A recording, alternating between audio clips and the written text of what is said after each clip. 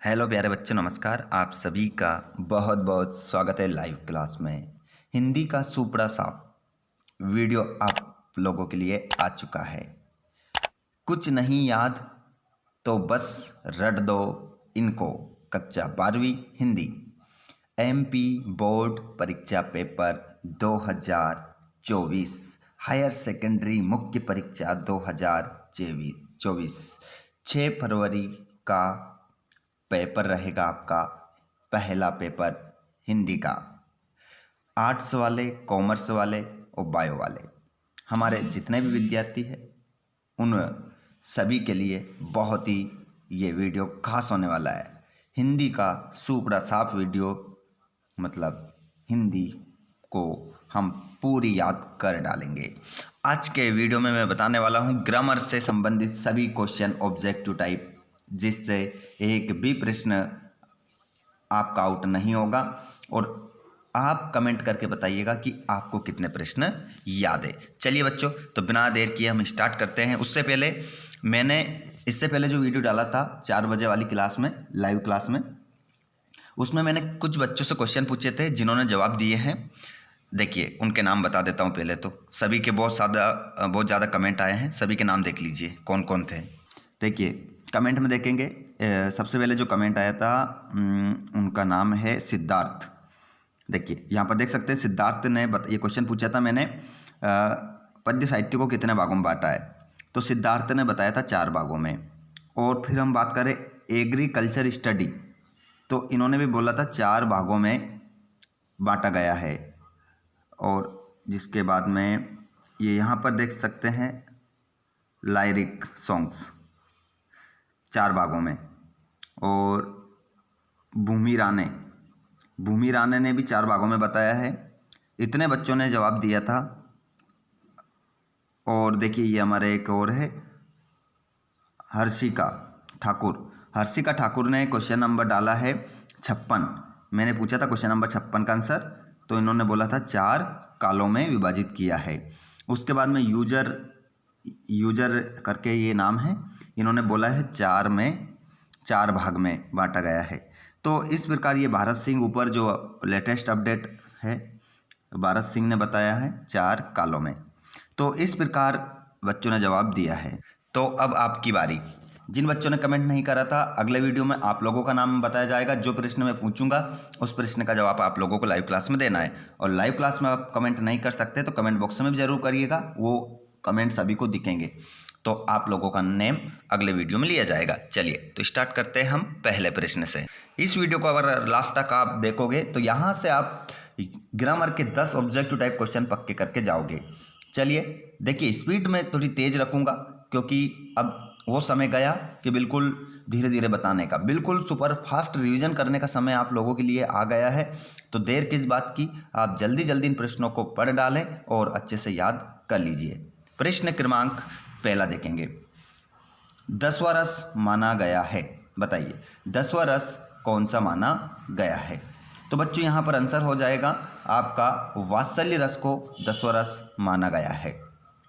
उत्तेजना के मूल कारण को कहते हैं। तो उत्तेजना के मूल कारण को कहते हैं। तो उत्तेजना के मूल कारण को कहा जाता है।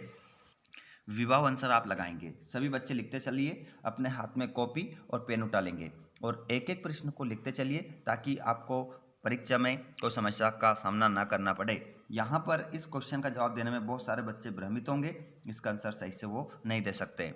तो उत्तेजना के मूल कारण को जो कहते हैं वो कहते हैं विभाव। विभाव आपका आंसर सही हो जाएगा। अगला प्रश्न है, किस रस को रसराज कहा गया है। किस रस को रसराज कहा गया है। बताइए बच्चों, किस रस को रसराज कहते हैं। तो यहाँ पर आपका आंसर हो जाएगा श्रृंगार रस। श्रृंगार को रसराज कहा जाता है। अगला प्रश्न, कौन सा रस हमारे मन में उत्साह का संचार करता है। तो यहाँ पर जो आपका आंसर हो जाएगा उत्साह का संचार हमारे हृदय में वीर रस करता है। अगला प्रश्न है, कौन सा भाव सुसुप्त अवस्था में विद्यमान रहता है। तो यहाँ पर स्थायी भाव आपका राइट आंसर हो जाएगा। स्थायी भाव हमारे हृदय में सुसुप्त अवस्था में रहता है। अगली पंक्तियां देखेंगे। रघुपति राघव राजा राम, पतित पावन सीताराम। उपर्युक्त पंक्ति में किस रस की अनुभूति होती है, बताइए। रघुपति राघव राजा राम, पतित पावन सीताराम। इस पंक्ति में कौन से रस की अनुभूति होती है, ये आपको बताना है। शांत रस, श्रृंगार रस, भक्ति रस या भयानक रस। जवाब देना है, जल्दी से कमेंट करके बताएं। सभी जल्दी कमेंट करके बता दिया करो आंसर, फिर आगे बढ़ते हैं। बिल्कुल, आपका आंसर हो जाएगा शांत रस की अभिव्यक्ति होती है। अगला प्रश्न, आतंकवादी नाम मात्र से उत्पन्न भय किसके अंतर्गत आएगा? तो आतंकवादी नाम मात्र से उत्पन्न भय किसके अंतर्गत आएगा? तो ये बच्चों आपका आएगा, ये आंसर आपका इसमें करेक्ट रहेगा। विवाह इसमें आपका आंसर हो जाएगा। ठीक है, चलिए आगे हम बढ़ते हैं अगले प्रश्न की ओर। क्या लगाएंगे आंसर इसमें? विवाह आप लगा देंगे। अगला प्रश्न है, माता की मृत्यु के वर्णन में कौन सा रस है? देखिए, माता की मृत्यु के वर्णन में कौन सा रस है? देखिए, भयानक रस होगा नहीं, वीर होगा नहीं, हास्य नहीं होगा, तो यहाँ पर आपका कौन सा रस हो जाएगा? करुण रस आपका करेक्ट आंसर होगा। अगला प्रश्न है, रामचरितमानस के राम लक्ष्मण परशुराम संवाद में तुलसीदास ने किस रस का प्रयोग किया है? तो यहाँ पर आपका जो रस होगा, आपने कक्षा 10वीं में इस पाठ को पढ़ा होगा, राम लक्ष्मण परशुराम संवाद। तो इसमें तुलसीदास जी ने किस रस का प्रयोग किया है? तो बच्चों इसमें वीर रस का प्रयोग हुआ है। अगली पंक्तियां है, हरिश्चंद्र नाटक के शमशान वर्णन में किस रस की अनुभूति होती है? देखिए, हरिश्चंद्र नाटक के शमशान वर्णन में जो वर्णन में जिस रस की अनुभूति होती है, देखिए उसमें शांत रस होता नहीं है, उसमें भयानक रस भी नहीं है, और उसमें कोई घृणा वाला काम नहीं है, उसमें केवल क्या है? करुण रस की अनुभूति होती है।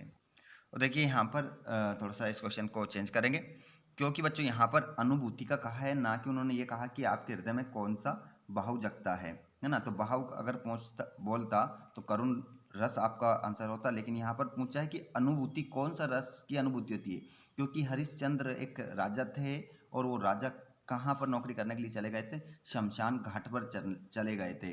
तो यहाँ पर आपका रस का जो वर्णन हो जाएगा वो हो जाएगा विभत्स रस, आपका करेक्ट होगा। बिल्कुल, ये आपका सही रहेगा। अगला प्रश्न आप देखेंगे।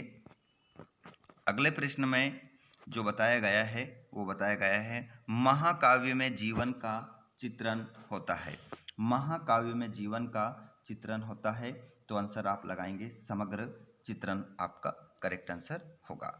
अगला प्रश्न है, खड़ी बोली का प्रथम महाकाव्य है। तो खड़ी बोली का जो प्रथम महाकाव्य होगा बच्चों, वो हो जाएगा आपका प्रिय प्रवास। प्रिय प्रवास खड़ी बोली का प्रथम महाकाव्य होगा। प्रश्न नंबर अगला देखेंगे आप, पार्वती मंगल तथा पथिक दोनों रचनाएं है। ये पार्वती मंगल और ये जो पथिक है बच्चों, ये रचना कौन से काव्य में लिखी गई है? महाकाव्य खंड में लिखी गई है या खंड काव्य में लिखी गई है? ये आपको इसमें बताना है। सभी बच्चों का जवाब आना चाहिए, बताइए क्या आएगा? बिल्कुल, तो यहाँ पर आपका खंड काव्य राइट आंसर होगा। अगला प्रश्न है, जिसमें जीवन की किसी एक घटना का वर्णन हो कहलाता है। देखिए, जिसमें जीवन की किसी एक घटना का वर्णन होता है वो कहलाता है, तो इसमें आपका आंसर हो जाएगा खंड काव्य, इसमें राइट आंसर हो जाएगा। अगला प्रश्न, ऐसी पदबंध रचना जिसमें एक लघु आख्यान कथा वर्णित होती है तथा जिसके छंदों में गयता होती है कहलाता है।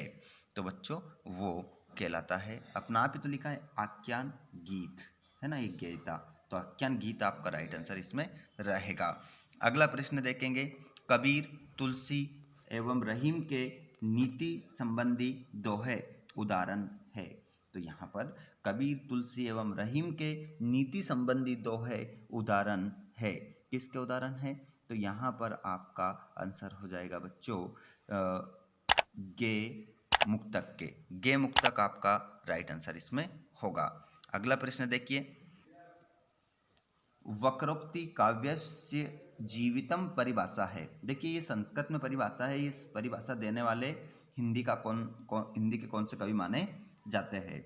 तो ये वक्रोक्ति काव्यस्य जीवितम ये परिभाषा आ जाती है तो आपको गलत नहीं करना है। ये परिभाषा है कुंतक की। कुंतक ने इस परिभाषा को दिया है। अगला प्रश्न है, सर्वाधिक लोकप्रिय महाकाव्य है। तो सभी जानते हैं इसको, रामचरितमानस है। अगला प्रश्न है, काव्य की शोभा बढ़ाने वाले शब्द कहलाते हैं।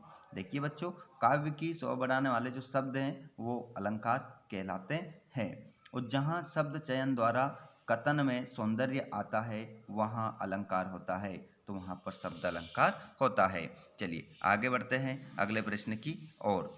अगला प्रश्न आपका रहेगा 21वां प्रश्न रहेगा, काव्य के अर्थ और भाव को चमत्कार पूर्ण बनाने वाले अलंकार कहलाते हैं। देखिए काव्य के अर्थ और भाव को चमत्कार पूर्ण बनाने वाले जो अलंकार कहलाते हैं बच्चों, वो कहलाते हैं, बताइए, अर्थ अलंकार, शब्द अलंकार, अनुप्रास अलंकार या उपमा अलंकार। ये आपको बताना है। देखिए यहाँ पर काव्य के अर्थ और भाव को चमत्कार पूर्ण बनाने वाले जो अलंकार कहलाते हैं वो अर्थ अलंकार आपके कहलाते हैं। अगला प्रश्न है, लक्ष्मी थी या दुर्गा थी वे स्वयं वीरता का अवतार में अलंकार है। देखिए लक्ष्मी थी या दुर्गा थी वे स्वयं वीरता का अवतार में अलंकार है। ठीक है, तो यहाँ पर देखिए भ्रांतिमान है, संदेह है या विरोधाभास है, इनमें से कोई नहीं। तो यहाँ पर देखिए यहाँ पर ये समझ में नहीं आ रहा है और अंत तक ये स्थिति स्पष्ट नहीं हो पा रही है कि कौन थी, है ना। तो यहाँ पर आपका अलंकार कौन सा रहेगा? संदेह अलंकार सही उत्तर रहेगा। अगला प्रश्न आप देखेंगे बच्चों, चंद के भरम होत मोद है कुमुदनी को उदाहरण है। तो ये जो आपका अलंकार है बच्चों, ये हो जाएगा भ्रांतिमान अलंकार। मोहब्बत एक मीठा जहर है, सुन लिया ना आप लोगों ने, मोहब्बत एक क्या है? मीठा जहर है। इस वाक्य में अलंकार है, तो यहाँ पर जो अलंकार हो जाएगा वो हो जाएगा विरोधाभास। यहाँ पर वास्तव में क्या हो रहा है? विरोध का आभास हो रहा है, लेकिन यहाँ पर क्या है? विरोध नहीं है, उसे हम विरोधाभास अलंकार कहते हैं। अगला क्वेश्चन, उपमेय के अंगों अथवा अवयवों पर उपमान के अंगों अथवा अवयवों का आरोप कहलाता है। तो इसमें जो आपका आंसर होगा वो हो जाएगा सांग रूपक अलंकार। अगला प्रश्न देखेंगे, कविता के शाब्दिक अनुशासन को कहते हैं। तो कविता के शाब्दिक अनुशासन को कहते हैं अलंकार कहते हैं। कविता के शाब्दिक अनुशासन को क्या कहते हैं? सॉरी माफ कीजिएगा, छंद कहते हैं। क्या कहते हैं? छंद कहते हैं। और छंद के प्रकार हैं, तो छंद के जो प्रकार हैं वो 2 होते हैं। और मात्रा की गणना के आधार पर जिस छंद की रचना होती है उसे कहते हैं, तो उसे हम मात्रिक छंद कहते हैं। आगे बढ़िएगा अगले प्रश्न की ओर। कवित्व के प्रत्येक चरण में वर्ण होते हैं, ये आपको बताना है। तो कविता के मतलब ये कविता नहीं, कवित्व छंद के प्रत्येक चरण में वर्ण होते हैं, ये आपको यहाँ पर आंसर बताना है। जल्दी से बताइए आंसर क्या होगा आप लोगों का, बताइए आंसर। लाइव क्लास में जुड़ने वाले सभी बच्चों का कमेंट आना चाहिए, ऐसे टाइम पास करने के लिए ना आए, बिल्कुल कमेंट आप करते रहें। और जिन बच्चों ने अभी तक वीडियो को अपने दोस्तों तक शेयर नहीं करा है, प्लीज़ आप सभी से रिक्वेस्ट है चैनल को सब्सक्राइब जरूर करिएगा और अपने दोस्तों को शेयर कर दीजिए, घंटी को ऑल पर कर लो ताकि आने वाली अगली क्लास आपको मिल सके। तो इसमें आंसर आपके 31 वर्ण हो जाएंगे। हिंदी काव्य में मुक्त छंद के प्रवर्तक हैं।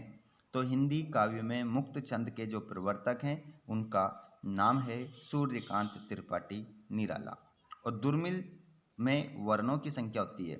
देखिए यहाँ पर दुर्मिल छंद की बात हो रही है, तो इसमें जो वर्ण होते हैं बच्चों वो आपके होते हैं 24 वर्ण इसमें होते हैं। और दोहा छंद का उल्टा होता है, तो इसमें आंसर आपका सोटा हो जाएगा। चलिए आगे हम बढ़ते हैं। यति का छंद में अर्थ है। देखिए छंद में यति, गति, तुक ये सब होते हैं, तो यूँ पूछ रहा है कि यति का क्या अर्थ होता है, ये आपको बताना है। तो बच्चों इसका यति का जो अर्थ होता है वो होता है विराम। विराम आपका करेक्ट आंसर हो जाएगा। अगला प्रश्न है उर्दू और फारसी की छंद शैली कहलाती है, तो आंसर हो जाएगा रुबाई कहलाती है।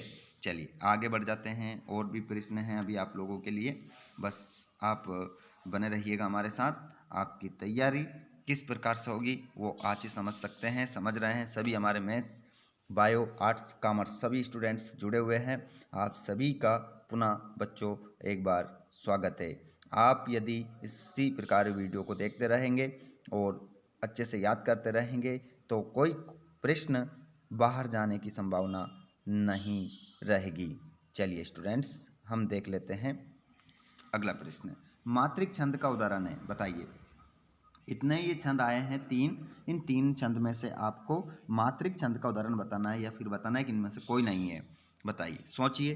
क्या कवित्व में हम मात्रा गिनते हैं, क्या सवैया में हम मात्रा गिनते हैं, या सोटा में गिनते हैं?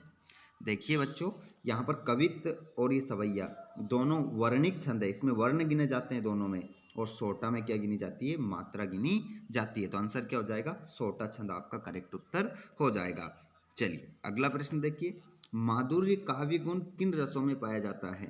देखिए माधुर्य काव्य गुण किन रसों में पाया जाता है, तो ये आपको बताना है। वीर में नहीं पाया जाता है, करुण में नहीं पाया जाता है, हास्य में नहीं पाया जाता है। आंसर क्या हो जाएगा, श्रृंगार रस में पाया जाता है। आपका उत्तर क्या होगा, श्रृंगार रस आपका हो जाएगा। अगला प्रश्न आप बताएंगे काव्य गुणों की संख्या कितनी मानी गई है? चलिए जवाब दीजिए। क्वेश्चन आ चुका है आप लोगों के लिए। बिल्कुल आपका यहाँ पर आंसर हो जाएगा काव्य गुण 3 प्रकार के होते हैं। काव्य गुण 3 प्रकार के होते हैं, ये तो मैंने बताया, लेकिन कौन कौन से होते हैं नाम कमेंट बॉक्स में आप बताएंगे मुझे। अब आपकी परीक्षा का समय यहाँ पर आ चुका है। क्वेश्चन नंबर आज के इस वीडियो में हम 38 करेंगे, और इस प्रश्न का जवाब आप लोगों को मुझे कमेंट बॉक्स में बताएंगे। जिन बच्चों का जो बताएंगे उन सभी बच्चों का नाम अगली लाइव क्लास जब आएगी उसमें लिया जाएगा। चलिए क्वेश्चन एक बार पढ़ के बता देता हूँ। आंसर क्या होगा कि जिस काव्य गुण विशेष के कारण सहृदय का चित्त व्याप्त हो जाता है। देखिए सुनिएगा, जिस काव्य गुण विशेष के कारण सहृदय का चित्त व्याप्त हो जाता है, अर्थात सहृदय के चित्त में अर्थ पूरे का पूरा रम जाता है, उस कहते हैं। बताइए उस गुण को क्या कहते हैं, माधुर्य गुण, ओज गुण, प्रसाद गुण, या इनमें से कोई नहीं? इसका जवाब आप सभी बच्चे मुझे कमेंट बॉक्स में बताएंगे। अगली लाइव क्लास आपको जल्द मिलेगी, तो आप सभी चैनल को सब्सक्राइब करके घंटी के बटन कॉल पर रखिएगा, और साथ ही साथ हमारे जितने भी दोस्त अपने नाम के साथ आंसर कमेंट करें, ताकि हमें आपका नाम सही से लेने में आसानी हो। बिल्कुल बच्चों, आप सभी के लिए वीडियो जल्दी लाया जाएगा, और उसमें आप सभी का नाम बताया जाएगा जो आंसर देंगे। सबसे पहले देखते हैं किसका जवाब आता है। तो आज की लाइव क्लास यहीं ख़त्म होती है। इंतज़ार रहेगा अगली लाइव क्लास का, जिसमें हमारे कितने दोस्त हैं जो सही जवाब इस प्रश्न का देते हैं। धन्यवाद। Thanks for watching. जय हिंद।